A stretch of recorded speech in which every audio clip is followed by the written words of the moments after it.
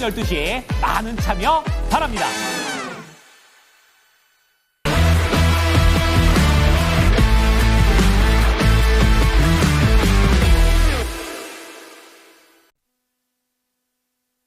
네, 이슈 딥다이브로 함께하겠습니다. 루크투자연구소 임순재 대표 나와주셨고요. 퍼스트프라임 리서치 손여로 팀장과 함께하겠습니다. 어서 오세요. 네, 안녕하십니까. 네, 시장의 연일 좀 들쑥날쑥하네요. 네, 많이 대응하시기 어려우실 것 같은데, 네, 주제 먼저 확인하고 출발하겠습니다. 네, 첫 번째 주제는 중국도 엔비디아 칩을 쓰지 마라라고 지금 맞대응에 나섰습니다. 선공은 미국이 먼저 날렸잖아요. 엔비디아가 중국 쪽에 첨단 반도체를 수출하는 걸 막았습니다. 그때부터 사실 엔비디아 시총이 쪼그라들기 시작했고요. 결국에는 시총 3위로 밀려나는 수모를 당하고 있는 상태입니다. 하지만 중국에서는 이거를 명령을 한 건 아니고 권고가 이제 나왔기 때문에 이제 그런 부분을 의식해서 심리적인 타격이 조금 있었다고 할 수가 있겠는데요. 엔비디아가 중국 매출 포션이 꽤 있더라고요. 전체 매출에서 13% 포션이 중국에서 나온다고 합니다. 휘청일 수밖에 없는 재료가 되겠구나라는 거를 직관할 수가 있겠는데 아마 미국장에 투자하고 계신 분들이 가장 사랑하는 주식이 또 되지 않을까 싶어가지고요. 엔비디아가 연일 좀 악재를 만나고 있네요, 대표님. 네, 그렇습니다. 뭐 어저께 같은 경우도 뭐 여러 가지 이제 악재가 같이 나오면서 주가가 좀 약세를 보였다라고 보시면 되는데요. 그건 가장 첫 번째가 이제 중국의 에서 이제 에너지 절전형 이제 고효율 칩의 사용을 권고했다라는 내용입니다. 현재 엔비디아가 중국에 수출하는 거는 뭐 H100이나 뭐 H200, B200 같은 그런 칩이 아니라 이거보다 한 단계 이제 사양이 낮은 H20이라는 칩을 지금 수출을 하고 있는데 이 칩이 성능 대비 전력 사용량이 좀 많이 들어가는 걸로 알려져 있습니다. 그러다 보니까 중국 정부에서 이런 이제 친환경 칩, 이런 이제 에너지 고효율 칩에 대한 사용을 권고를 하면서 H20은 이 조항에서 지금 빠져 있다라는 거거든요. 그렇다라고 하게 되면 권고 사항이지만 중국 특성상 중국 정부에서 이렇게 권고를 하면 중국 업체들이 이를 따를 가능성이 상당히 높다라고 보여지는 거고요. 이와 더불어 최근에 중국이 자체 AI 칩을 계속 지금 개발 중에 있습니다. 물론 성능은 엔비디아에 비해서는 좀 떨어지는 그런 칩이긴 하지만 뭐 계속 중국 내부에서 반도체 산업을 육성하기 위해서는 중국 기업들의 이런 AI 칩에 대한 그런 수요가 계속 있어야 된다라는 관점에서 보면 중국도 내수를 살리기 위한 그런 이제 행보다라고 보여지고요. 뭐 미국 같은 경우도 계속 뭐 중국에 대한 반도체 수출을 규제를 지금 강화하고 있다라는 점도 같이 좀 주목해 보셔야 되지 않을까 싶습니다. 이와 더불어 지금 뭐 AI 인프라 투자가 계속 이루어지고 있는데 일부 이제 빅테크에서 그런 인프라 투자를 조금 줄인다라는 그런 이제 소식도 같이 나왔습니다. 대표적으로 이제 마이크로소프트 같은 경우는 지금 기존에 하겠다라는 이제 AI 데이터 센터 중에서 약 2기가와트 규모를 에 대한 투자를 지금 연기를 한다라는 그런 이제 얘기가 나오면서 이런 이제 AI 투자에 대한 그런 우려감도 같이 나타났다라고 보시면 될 것 같고요. 뭐 엔비디아 칩 기준으로 본다라고 하게 되면 지금 상황에서 단기적으로는 조금 이제 부정적인 이제 뉴스들이 많기 때문에 조금은 조정이 필요한 그런 상황이다라고 보여집니다. 다만 이제 국내 반도체 업황을 본다라고 하게 되면 약간 이거는 좀 뭐 미국보다는 좀 덜 영향을 받을 가능성은 좀 있다라고 보여지는데요. 특히 이제 AI 센터와 관련된 그런 얘기들이 많이 나오기 때문에 HBM에 대한 비중이 높은 SK 하이닉스 같은 경우는 조금 영향을 받을 수 있다라고 좀 생각이 되고 있는데 네. 뭐 삼성전자 같은 경우는 상대적으로 그 영향이 좀 덜할 수 있고요. 그리고 최근에 국내 반도체 업체들의 주가가 상승한 이유는 HBM에 대한 그런 이슈보다는 레거시 반도체에 대한 그런 이슈가 좀 더 컸다라고 보시면 될 것 같습니다. 특히 레거시 반도체의 그 반도체 가격이 일단은 지금 이제 하방을 보이면서 점차 뭐 회복되고 있는 조금씩 상승하고 있다라는 그런 이제 보도들이 계속 나오면서 투자 심리가 개선이 됐다라고 보시면 될 것 같고요. 국내에서도 뭐 레거시 반도체 관련된 소부장 기업들 같은 경우는 관련된 실적에 대한 개선 기대감까지 같이 맞물리기 때문에 엔비디아발 영향은 좀 단기적으로 끝날 가능성은 있다라고 생각을 하고 있습니다. 네, 그 단기적인 영향도 삼전보다는 하이닉스가 더 받을 거다 그렇게 네, 보시는 그렇죠. 거죠? 뭐 상대적으로 네. HBM에 대한 그 편중도가 좀 높은 SK 하이닉스가 조금 더 영향을 받을 것 같고요. 삼성전자 같은 경우는 최근에 올라간 게 레거시 반도체에 대한 비중이 높기 때문에 네. 레거시 반도체의 가격이 올라가면 상대적으로 실적 회복세가 좀 더 빨리 나타날 수 있다라는 점이 일단 외국인들 중심으로 삼성전자를 관심 갖게 만드는 이유 아닌가 싶습니다. 알겠습니다. 그래서 오늘 삼전은 또 빨간불을 당당하게 또 켜내고 있는 것 같습니다. 중국에서요, 팀장님, 이게 암암리에 사실 뭐 IT 기업들한테 H20 쓰지 말라고 이미 얘기를 했다고 하더라고요. 그래서 이제 그거는 근데 이제 앞으로 지을 데이터 센터에라고 한정했기 때문에 기존에 지어놓은 데이터 센터의 구형칩을 빼고 H20을 넣는 식으로 해서 우회적으로 지금 수요를 가져가고 있다는 얘기도 나오고 있는데 그만큼 엔비디아 칩이 필요한 거는 맞는 것 같아요. 중국 IT 기업들이. 그런데 이렇게 서로 막고 있는 상황에서는 참 어쩌지도 저쩌지도 못하지 않을까라는 생각이 드는데 시장에 어떤 영향 미칠 거라고 보세요?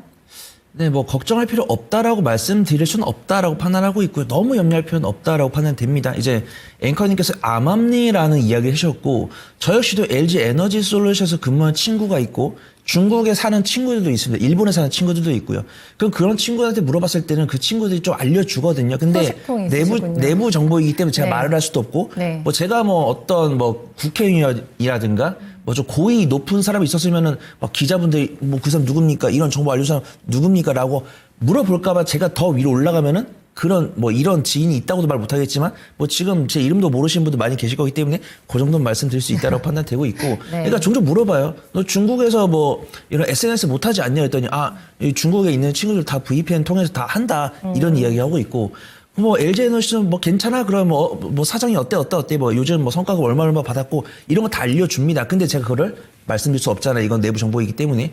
그다음에 우리가 미국이랑 중국이랑 이 첨단 GPU 가지고 싸울 때도 생각보다 실적 여파가 크지 않았습니다. 그래서 지금 보면은 중국에서 수입을 하고 있는 엔비디아 GPU 총 매출이 뭐 전체 매출의 13%라고 해가지고 뭐 좀 보수적으로 보신 분들은 13%의 매출이면 엄청나다라고 보신 분도 계시고 저 역시도 엔비디아나 이런 GPU 관련 종목들이 이익률이 35% 나오고 있고 뭐 매출이 전년 동기 대비해서 100%, 150% 폭발적으로 증가할 때 제가 만약에 아니 이걸로 모자라다. 내가 보는 AI는 실적 200%, 300% 이상 증가해야 된다. 요렇게 제가 통상 말하고 다닌 사람이었으면은 이 이제 중국향 매출이 13%면은 크다라고 말씀드리겠지만 저는 우리 시청자분들 아시겠지만 조금 보수로 봅니다. 그다음에 우리가 보통 이 섹터에서 허용할 수 있는 변동성 봤을 때 저는 제 아무리 2차 전지랑 반도체라고 하더라도 전년 동기 대비해서 실적이 50% 30에서 40%요 정도 인용할 수 있고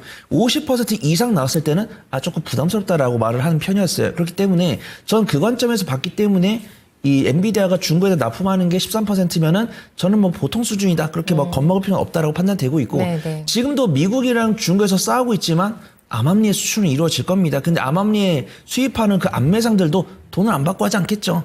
어디서 이렇게 이 피를 얹어서 판 다음에 피를 자기가 갖고 피를 뺀 나머지 원가는 그 미국 내에서 엔비디아를 떼준 뭐 그런 직원들한테 줄 겁니다. 저는 뭐 누가 그런지 모르는데 제가 그동안 뉴스를 봤을 때는 뭐 선적에서 뭐 엔비디아가 금지했던 칩이 발견됐다 이런 뉴스 많이 보셨잖아요. 그러면은 미국에서 중국에서 제 아무리 이렇게 서로를 견제를 해도 100% 차단은 어려울 거다라고 보고 있습니다. 그러면은 우리가 미국에서 이제 중국으로 가는 매출 비율 13%라고 하더라도 이걸 딱 차단한다고 해서 엔비디아 실적이 이제 10분의 9가 안 나오겠죠. 뭐 7에서 8%는 훼손이 될 거다라고 보고 있습니다. 그러면 엔비디아가 과연 7에서 8% 실적이 훼손됐을 때 부담스럽냐라고 볼 수 있는 거죠. 엔비디아 예전에 폭발적으로 성장할 때 12개월 선행포가 200이 넘어갔었습니다. 네. 근데 지금 12개월 선행포가 40이 안 돼요. 그래서 엔비디아라는 기업이 포가 40이 안 된다고? 요거는 저는 부담되지 않는다라고 판단합니다. 근데 제가 부담되지 않는다라고 말을 했지 지금 제가 부담되지 않는다라고 말을 했기 때문에 몰빵해서는 안 되는 거예요. 왜냐하면 기술적 분석을 해야 되는 겁니다. 그래서 엔비디아 같은 경우는 예전에 제가 150달러 찍고 130달러 중반까지 내렸을 때 엔비디아 그럼 어떻게 해야 됩니까? 라고 이렇게 물어보셨을 때 저는 뭐 120달러 이하에선 사가지고 140달러 위에서 팔면서 그동안 엔비디아를 둘러싼 GPU, 그 다음에 AI 성장성, 그 다음에 투자를 얼마나 하는지 이런 것들을 봐야 된다고 판단했었는데 앞에서 대표님께서 말씀해 주신 것처럼 6개월 전, 1년 전이랑 지금 다릅니다. 어떤 성장성에 대한 의문을 제기하진 않지만 투자는 조금 보수로 변하고 있잖아요. 네. 그렇기 때문에 엔비디아는 지금 120달러 아래로 내려왔기 때문에 매수 관점이지만 분할 매수하시고 목표가는 뭐 130이나 140 하는 거 괜찮지만 비중 관리나 단가 관리는 중요하고 AI 섹터에 대한 성장성에 대해서는 아직은 의심하고 있지 않다. 그렇게 말씀을 드리도록 하겠습니다. 네, 알겠습니다. 엔비디아 전략까지 함께 내주셨는데, 네, 이제 두 분의 탑픽 종목을 확인하겠습니다. 함께 보시죠. 네, 대표님의 선택을 확인하겠습니다. 저 임순재 대표께서는 하나마이크론 선택을 하셨고요. 손여로 팀장의 종목입니다. 네, JNTC로 한번 가보도록 하겠습니다. 하나마이크론이 내일 IR 하더라고요. 네, 대표님 어떤 점 좋게 보세요? 일단 뭐 하나마이크론 같은 경우는 반도체 후공정을 하는 업체다라고 보시면 될 것 같고요. 뭐 패키징에서 반도체 검사까지 일괄적으로 처리할 수 있는 업체다라고 보시면 되겠습니다. 뭐 최근 이제 반도체 가격 개선으로 인해서 점진적으로 이제 반도체에 대한 공급 확대에 대한 기대감이 있습니다. 그동안 반도체의 감산이 계속 이루어졌기 때문에 그런 이제 수급이 어느 정도 맞았다라고 보시면 될 것 같고요. 향후에는 이런 이제 반도체가 가격이 올라가면서 공급량도 증가한다라고 하게 되면 관련된 패키징 관련된 기업들의 실적도 개선될 걸로 예상을 하고 있습니다. 뭐 지금 시장 컨센서스를 본다라고 하게 되면 올해 매출은 작년보다 한 23% 증가한 1조 5천억 원. 그다음에 영업이익도 40% 이상 증가한 1,500억 이상을 지금 예상을 하고 있을 만큼 실적이 개선될 것이다라고 보여지고요. 특히 해외 공장들의 가동률이 지금 개선이 되고 있습니다. 지금 베트남 공장 같은 경우는 아마 올해 1분기까지는 좀 부진할 걸로 예상이 되고 있지만 하반기 이후 빠르게 회복세를 보일 걸로 기대가 되고 있고요. 브라질 공장 같은 경우도 지금 가동률이 90%를 넘기면서 실적이 상당 부분 개선되니까 그런 부분을 좀 중점적으로 보시면 어떨까 싶습니다. 뭐 주가 흐름을 본다라고 하게 되면 최근 들어 조금 주가 흐름은 뭐 상승을 좀 보이고 있다라고 보시면 될 것 같고요. 뭐 그랬다가 조금 조정을 받고 있는데 여전히 뭐 가격대를 본다라고 하게 되면 저점 수준에서 뭐 조금 올라온 수준이기 때문에 여전히 좀 관심 있게 보시면 어떨까 싶고요. 지금 뭐 가격대를 본다라고 하게 되면 지금 올라오긴 했지만 현재 12,000원대 이하에서는 뭐 충분히 매수가 가능하다라고 생각을 하고 있고요. 1차적인 목표 가격은 뭐 전 고점 수준인 16,000원대까지는 충분히 올라갈 수 있다라고 생각을 하고 있습니다. 네, 16,000원 받아봤고요. JNTC가 팀장님 오늘 굉장히 강하네요, 주가가요. 네, 근데 강한 이유를 명확히 알 수는 없습니다. 근데 뉴스가 안 나오는데 투자분들이 좀 그렇게 생각을 하시는 것 같아요. 그래서 오늘 반도체 관련 종목들이 대부분 좀 약세를 보이고 있는데 이 후공정 패키징 쪽이랑 장비 쪽이랑 유리기판 쪽이 그나마 좀 시세가 좀 나은 것 같습니다. 그래서 오늘 왜 이쪽들이 시세가 괜찮을까에 대한 뭐 증권사 리포트나 이런 것들은 없지만 어려운 장세이다 보니까 실적이 나오고 있는 종목들 혹은 그럼 지금 이런 상황에서 엔비디아 같은 경우는 어느 쪽에서 돌파구를 찾을까 이런 아이디어가 좀 작용을 하고 있는 것 같습니다. 우리가 지금 블랙이랑 루빈 이야기 나왔는데 루빈 같은 경우는 2026년에 상용화를 하겠다고 했었고 2025년에는 이제 블랙을 상용화를 하겠다고 했습니다. 지금 수요는 굉장히 많은 상황에서 공급이 안 되고 있는데 이 공급이라는 것들이 어떤 생산 이제 블랙을 만들고 있는 생산에 대한 그 캐파 문제가 아니고 발열 문제로 좀 부각이 되고 있는 거다라고 판단되고 있고요.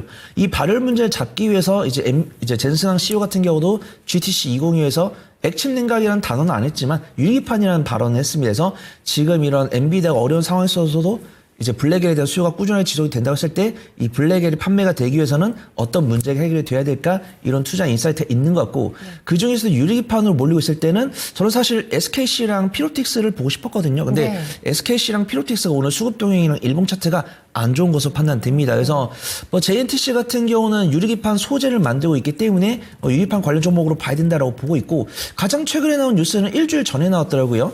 이 유리기판을 생산으로 하고 있는 반도체 메이커 11군데에다가 유리판 소재 샘플을 납품했다는 뉴스가 나오면서 JNTC가 오늘 외국인 순매수가 나오고 있고 최근에 기관 순매수 들어오고 있고 일봉 차트 상으로도 이제 쌍바닥권에서 바닥 다지고 있습니다. 그래서 보통 제가 어떤 확실한 근거를 가지고 말씀을 드린 편인데 유리기판 관련해서 오늘 근거는 없는데 그나마 SKC가 어제 유리기판에 대한 뉴스를 내줬고 이 유리기판 관련했을 때는 SKC가 이제 장비 쪽에서 가장 빠르게 나올 것 같고 소재 쪽에서는 좀 JNTC가 가장 큰 성과를 내놓지 않을까 그런 기대감에 외국인과 기관이 접근하고 있는 것 같아서 단기 관점으로 좀 지켜보시기 좋을 것 같다 판단돼서 소개해드리도록 하겠습니다. 단기 목표가 그럼 내주세요.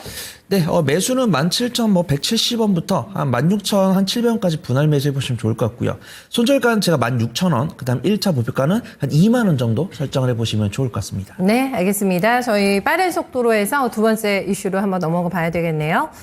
네, 두 번째 이슈는 촉 곤두세우고 계시죠. 지금 관세 얘기입니다. 뭐 게시판에도 보니까 뭐 트럼프 대통령 관련해서 볼멘 소리 많이들 남겨놓으신 것 같은데요. 자동차가 또 이제 브레이크가 걸릴 것 같습니다. 지금 자동차 관세부가 25% 강행 발표가 나왔는데 현재 대비해서 10배 높은 수치고요. 이렇게 해서 세수를 더 걷어들이면은 연간 재정 수입이 1,000억 달러씩 늘어날 것이다. 이렇게 또 멘트까지 백악관에서 덧붙이기도 했습니다. 대표님, 저희 대미 수출 품목 1위가 자동차입니다. 그리고 얼마 전에 또 좋은 소식이 있었잖아요. 근데 결국엔 엑셀 밟았다, 브레이크 밟았다 하면 또 제자리잖아요. 저희 투자자분들 너무 지치실 것 같아요. 자동차 쪽. 네, 일단 뭐 자동차 관련돼서 이제 관세를 그러니까 뭐 물린다라는 얘기는 뭐 이미 예전서부터 나왔었던 그런 상황이고요. 뭐 다만 이제 지금 트럼프 대통령도 얘기했듯이 미국 내에서 생산하는 건 관세 물리지 않겠다라는 겁니다. 그러니까 뭐 메가라는 그런 이제 큰 틀 내에서 미국 내에 생산 시설을 이제 가져라라는 그런 얘기고요. 일단 4월 2일 날 뭐 관세 관련된 내용들이 발표될 걸로 예상이 됐는데 그거보다는 자동차 부분만 좀 앞당겨서 먼저 발표가 됐다라고 보시면 될 것 같습니다. 뭐 일단 오늘 새벽에 뭐 발표가 됐던 거고요. 수입 자동차에 대해서 모든 수입차에 대해서 25%의 관세를 부과하겠다라고 이제 발표한 그런 상황입니다. 그렇지만 내용을 본다라고 하게 되면 물론 자동차 관세를 이제 부과하겠다라는 건데 앞당긴 이유를 보면 미국 내에 지금 정치적으로 시그널 스캔들이라는 게 지금 확산되고 있는 그런 상황입니다. 그게 향후에 약간 미국 정계에서 상당히 이슈가 될 가능성이 있기 때문에 이런 이슈를 좀 무마하기 위해서 미리 선제적으로 이런 관세 관련된 얘기가 나오지 않았나라는 그런 의혹들이 나오고 있고요. 그렇다라고 하게 되면 미국에서 관세 관련된 이슈는 4월 2일 날로 끝나는 게 아니라 그 이후에도 계속 나올 가능성이 있습니다. 특히 트럼프 대통령이 정치적으로 코너에 몰린다든가 아니면 어떠한 필요한 사항들이 있으면 이거를 대외적으로 눈을 돌리게 하기 위해서 관세 얘기를 다시 할 가능성이 있다라는 점에서 관세 이슈에 대해서는 쉽게 끝날 사항이 아닌 것 같다라는 좀 생각이 있고요. 그러다 보니까 국내에서도 보면 관세에 좀 덜 영향을 받고 있는 그런 이제 섹터 중심으로 좀 관심을 갖는 게 맞지 않나 싶습니다. 특히 대미 수출 비중이 크지 않거나 아니면 만약 있다라고 해도 미국 내 생산 시설을 보유한 기업들 아니면 뭐 관세를 부과하기 좀 어려운 그런 섹터 중심으로 좀 주목을 해 보셔야 될 걸로 보여지고요. 특히 그 중에서도 실적이 개선되는 섹터 중심으로 확인할 필요가 있다라고 보여집니다. 그렇다라고 하게 되면 뭐 엔터나 조선 관련된 업종들을 조금 주목해서 보시면 어떨까라는 생각을 해보고 있습니다. 네, 피하자라는 전략이고 대피처까지도 섹터는 잡아주셨기 때문에 종목은 잠시 후에 여쭤볼게요. 지금 트럼프 대통령의 이제 관세 정책이 이게 엄포냐 아니면 찐이냐를 듣고 좀 설왕설래하다가 분위기가 찐인 것 같다. 대표님도 얘기해 주셨는데 그쪽으로 가고 있습니다. 이유인즉슨 제조업을 부응하기 위해서라는 목적하에는 못할 게 없다라는 지금 식으로 나타나고 있는 상황이거든요. 계속 확산될 거라고 보세요? 증권 전문가 입장에서는 저도 대표님과 마찬가지입니다. 네. 그래서 뭐 나올 게 나왔다. 사실은 우리가 3월 15일 전후로 이제 4월 초에 이제 관세 부과될 거니까 디테일한 거 나올 테니까 지금 조금 보수적인 관점을 하거나 아니면은 4월 초에 이 관세가 열리는 거 보고 대응하자 이런 식으로 말씀을 많이 드렸었어요. 네. 근데 이제 앵커님 잘 모르겠지만 저는 F입니다. F. 굉장히 감정적인 사람이에요. 그래서 굉장히 실망했습니다. 그러니까 근데 이게 찐인지 가짜인지 모르겠는데 이 완성차에다 관세를 부과했다고 했을 때 사실 이미 뭐 구리나 뭐 철강 이런 쪽은 이미 관세가 붙었고 자동차에 관세가 붙으면서 이제 목재나 제약바이오도 발표를 할 거다라고 하면서 이제 제약바이오 목재 쪽에도 이제 덜덜덜 떨리고 있는 상황이죠. 근데 저는 정의선 회장이 굉장히 뻘쭘하실까 봐 걱정이 됩니다. 근데 이게 진짜 말 맞다나 많은 분께서 이렇게 이야기를 하시더라고요. 아니, 정의선 회장이 미국에다 투자를 했으니까 테슬라랑 현대차만 관세를 봐줄까? 근데 트럼프 대통령 성향을 봤을 때는 충분히 그럴 수도 있다라는 근데 그렇게 생각하고 너무 강하게 현대차랑 기아 이거 기우다 이렇게 음봉 때 사야 된다 이렇게 말하는 것 좀 저도 좀 걱정스럽고요. 그래서 네. 지금 봤을 때 불확실성이 공개가 됐는데 이제 앵커님 말씀대로 네. 4월 3일 전에 현대차랑 기아랑 테슬라가 관세를 부과받는지 안 받는지 그게 가장 중요하다라고 판단되고 있고 투자분들께서는 현재는 관세를 부과받을 거다라고 판단합니다. 근데 저는 그래서 걱정돼요. 과연 정의선 회장이 트럼프 대통령이 이랬다고 투자를 철회할까? 약간 옛날에 그런 거 있잖아요.